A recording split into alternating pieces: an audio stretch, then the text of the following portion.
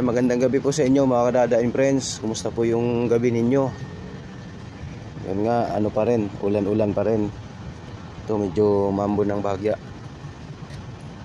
Yan o. Update ngayong gabi.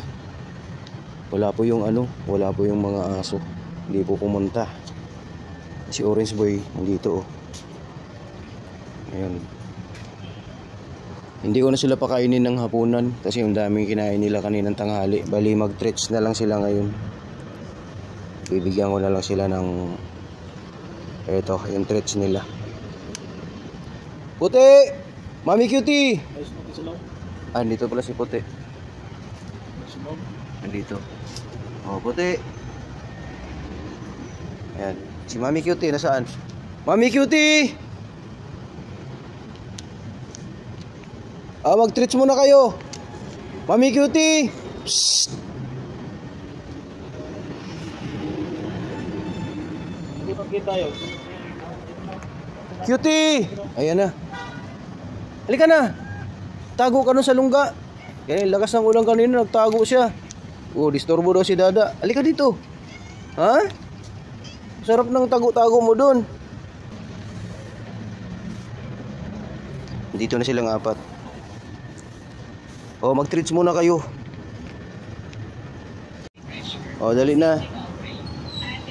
Si Beauty muna. Tig-isa kayo, apat to.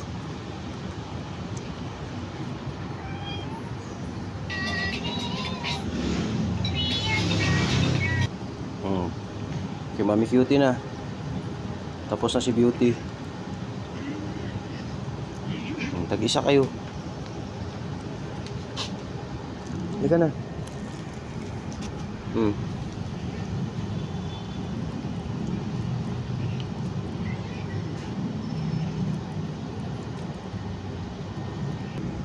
Tapos na si Mami Cutie at saka si Beauty. Ikaw naman Puti.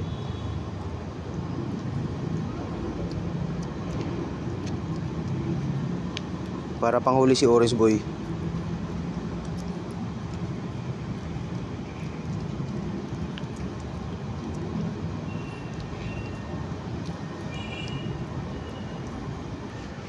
Dito si Orange Boy.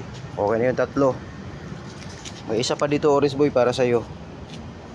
Apat to eh. Oh.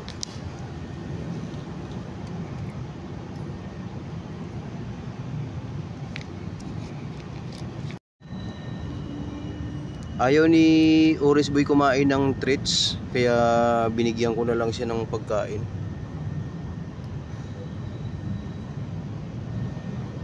Ito, si Mami Cutie Puti saka si Beauty.